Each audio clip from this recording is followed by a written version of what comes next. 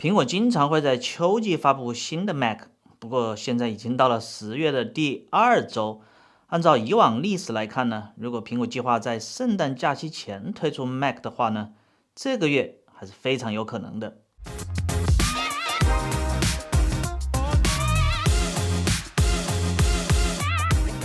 嗨，大家好，我是小包。距离上一次更新 Mac 产品已经过去了120多天了。最新的是 Mac Pro、Mac Studio 和15英寸 M2 芯片的 MacBook Air， 它们都是在今年的6月份上市的。而在此之前呢，苹果在今年1月份发布了14英寸和16英寸的 MacBook Pro 的 M2 版本，包括升级到 M2 芯片的 Mac Mini。我自己也就是在那个时候升级了我的 Mac Mini。好，另外呢，小尺寸的13英寸 MacBook Air 和13英寸的 MacBook Pro 已经有超过450多天没有新的变化了，而 iMac 更是880天没有更新。苹果还是在2021年4月份的时候发布的 M1 芯片24英寸 iMac， 苹果似乎把 iMac 给遗忘了，或者是有意而为之不更新它，而让大众把焦点集中在 Mac Studio 或者是 Mac Mini 搭配 Studio Display 上。其实还是有很多人喜欢一体机的，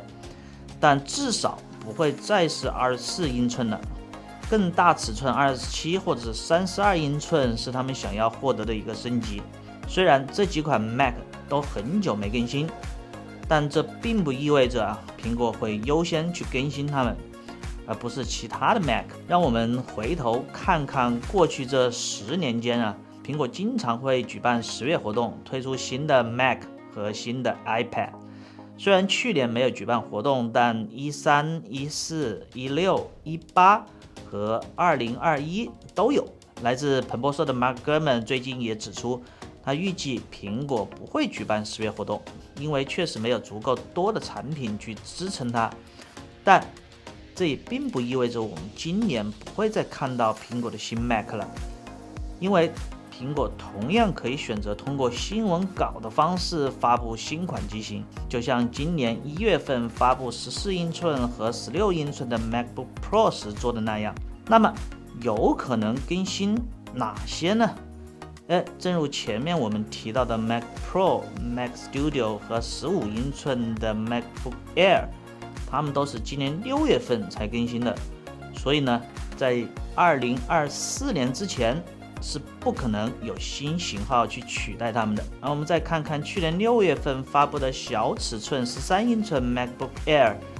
还是很有希望的据彭博社 Mark Gurman 的报道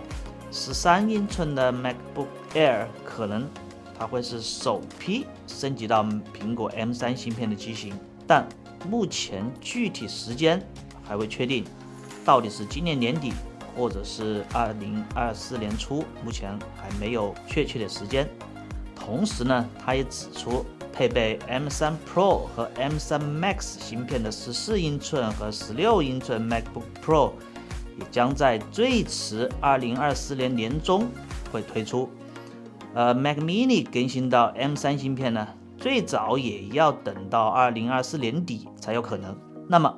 剩下的 iMac 和13英寸的 MacBook Pro， 虽然今年 iMac 并没有更新到 M2 芯片，但升级 M3 芯片的新款机型应该会很快的推出来。而6月份更新了 M2 芯片的13英寸 MacBook Pro 可能会在今年晚些时候升级下一代。不过也有来自供应链分析师郭明基在9月份的报道中声称，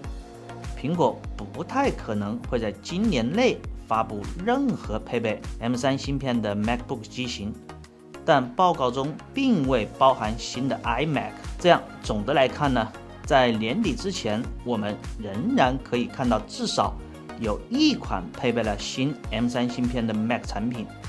相对于5纳米工艺的 M2 芯片，大家普遍预计 M3 芯片将采用台积电最新的3纳米工艺制造，将有助于提高性能和功耗。而最有可能首批更新升级到 M3 的机型将是下一代 iMac、13英寸 MacBook Air 和13英寸 MacBook Pro。